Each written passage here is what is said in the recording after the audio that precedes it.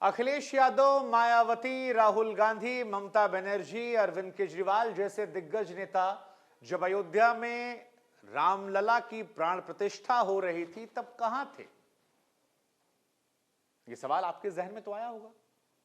दरअसल अयोध्या में 22 जनवरी को राम मंदिर में प्राण प्रतिष्ठा हो गई और जब यह प्राण प्रतिष्ठा हुई तब हमने मंच पर मोहन भागवत को देखा, हमने योगी आदित्यनाथ को देखा, हमने वहां पर प्रधानमंत्री नरेंद्र मोदी को देखा, राज्यपाल आनंदीबेन को हमने देखा यूपी से। लेकिन विपक्ष के नेताओं को लेकर हमारी उत्सुकता जो थी वो बनी रही। तमाम और बीजेपी के नेता जो थे वो भी पहुंचे, तमाम क्रिकेटर्स पहुंचे, अभिनेता पहुंचे, अमिताभ बच्चन से लेकर बड़े बड़े फिल्मी सितारे जो हैं वो वहां पर बैठे मिले, क्रिकेटर्स मिले, बिजनेसमैन मिले, ब्यूरोक्रेट्स मिले। लेकिन राम मंदिर धार्मिक के साथ साथ एक पॉलिटिकल मुद्दा भी रहा और ऐसे में हमारी नजर जो है वो विपक्ष के नेताओं को खोज रही थी, क्योंकि विपक्ष के नेताओं में कई नेताओं को निमंत्रण दिया गया था, कुछ ने आरोप लगाया था कि नहीं मिला था। कई विपक्षी पार्टियां ऐसी थी जिन्होंने बीजेपी पर पॉलिटिक्स करने का आरोप लगाते हुए निमंत्रण को ठुकरा दिया। कुछ विपक्षी नेता जो हैं वो 22 जनवरी को अपने राज्य के मंदिरों में जाने की योजनाएं बनाने की बात करते नजर आए। तो हमें लगा कि तस्वीरों के जरिए आपको बताते हैं कि राहुल गांधी, ममता बनर्जी, अरविंद केजरीवाल, उद्धव ठाकरे, अखिलेश यादव, शरद पवार समेत जो विपक्ष के बड़े नेता हैं वो रामलला की प्राण प्रतिष्ठा के दिन कहां थे, क्योंकि कहा गया कि पूरा देश एक हो गया, हर कोई राम को लेकर समर्पित है। तो सबसे पहले बात राहुल गांधी को लेकर। कांग्रेस के नेता राहुल गांधी असम के नागांव जिलों में थे।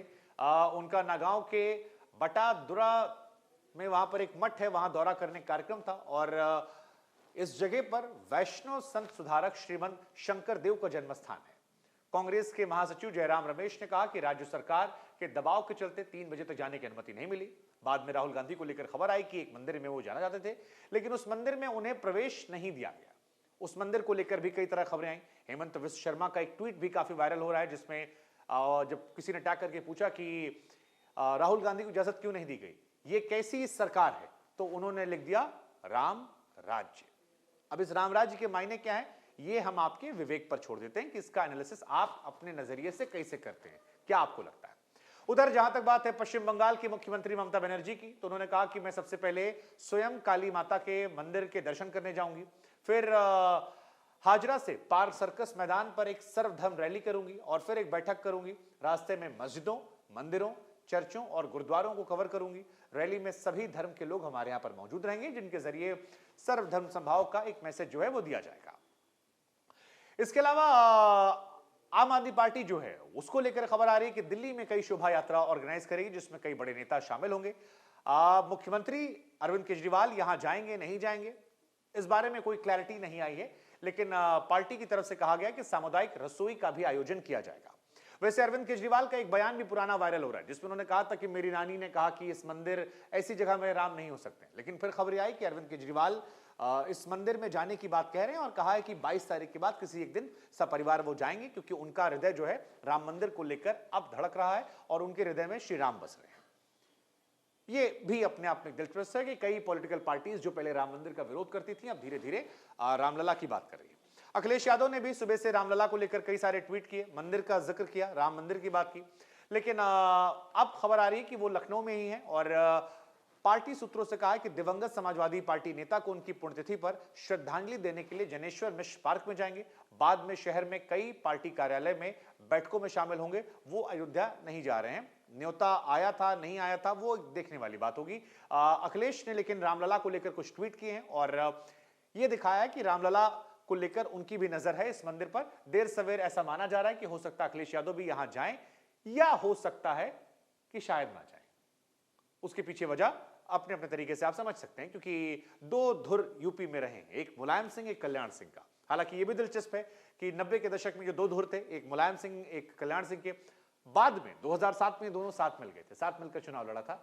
यह अलग बात है कि उस दौर में दोनों को करारी हार का सामना करना पड़ा और उस साल मायावती चुनाव जीत गई थी। माना गया कि मुसलमानों के वर्ग ने पसंद नहीं किया था कि कल्याण सिंह का साथ मुलायम सिंह ने दिया और दोनों साथ मिल गए। लेकिन यह सियासत की खूबसूरती है कि एक राम मंदिर के प्रमुख ध्वजवाहक और दूसरे वो व्यक्ति जिन्होंने कारसेवकों पर गोली चलवाई, वो दोनों आपस में 92 के बाद चुनाव में साथ आते हैं, जबकि इस बीच में 2000 से अधिक लोगों की मौत हो गई थी बाबरी मस्जिद विध्वंस के बाद। दिलचस्प है। अगला नाम जो है वो है उद्धव ठाकरे का। उद्धव ठाकरे के पिताजी बाला साहब ठाकरे, जिन्होंने राम मंदिर को लेकर हमेशा छाती ठोंक कर कहा कि इस बाबरी मस्जिद को गिरवाने में उनकी भूमिका थी, उनके सेवकों ने, उनके अनुयायियों ने चढ़कर यहां पर बाबरी को तोड़ा। लेकिन उद्धव ठाकरे नहीं जा रहे। निमंत्रण गया था, उद्धव ठाकरे की तरफ से कहा गया कि शास्त्र के अनुसार काम नहीं हो रहा, इसलिए वो यहां पर नहीं जा रहे। हालांकि यह माना जा रहा है कि देर सवेर उद्धव ठाकरे रामलला के दर्शन करने के लिए राम मंदिर जरूर जाएंगे। शिवसेना अभी भी इस बात को लेकर बार बार जोर दे रही है कि जो रामलला का ये भव्य राम मंदिर बना है, राम मंदिर का निर्माण हो रहा है, इसमें शिव सैनिकों की बहुत महत्वपूर्ण भूमिका है। हालांकि शिवसेना अपने आप में एक क्वेश्चन मार्क है कि शिवसेना कौन, वो जो एकनाथ शिंदे के साथ खड़ी है या वो जो उद्धव ठाकरे दावा कर रहे हैं, क्योंकि बीजेपी कह रही है कि जिन शिव सैनिकों की वो बात कर रहे हैं, हिंदूवादी जो शिव सैनिक हैं, वो ऑलरेडी बीजेपी के साथ खड़े हुए हैं। अगला नाम एमके स्टालिन का है। एमके स्टालिन तमिलनाडु के मुख्यमंत्री, वो नहीं जा रहे हैं। उनकी तरफ से आरोप लगाया गया है कि बीजेपी इस पूरे मामले को पॉलिटिकल बेनिफिट के लिए यूज कर रही है, धार्मिक माहौल बनाकर यहां से केवल वोट बैंक की राजनीति कर रही है। ऐसे में वो धर्म की राजनीति नहीं करेंगे और यहां पर वो नहीं जाएंगे। भविष्य में क्या उनके जाने का कोई कार्यक्रम होगा, फिलहाल ऐसी कोई स्पष्टता नजर नहीं आती है निकट के दिनों में। जहां तक बात सीताराम येचुरी की है, उनको लेकर भी यही कहानी आ रही है कि बीजेपी धर्म का फायदा उठाने की कोशिश कर रही है, हिंदूवादी एजेंडा बना रही है और इसके तहत वोट बैंक की पॉलिटिक्स चलते बीजेपी ऐसा कर रही है, जिससे वो बचना चाहते हैं और बीजेपी को एक्सपोज कराते हैं। ये विपक्ष के कुछ बड़े नेता थे जो यहां पर नहीं जा रहे हैं या क्या कर रहे हैं आज के दिन, हमें लगा हम आपको बताएं।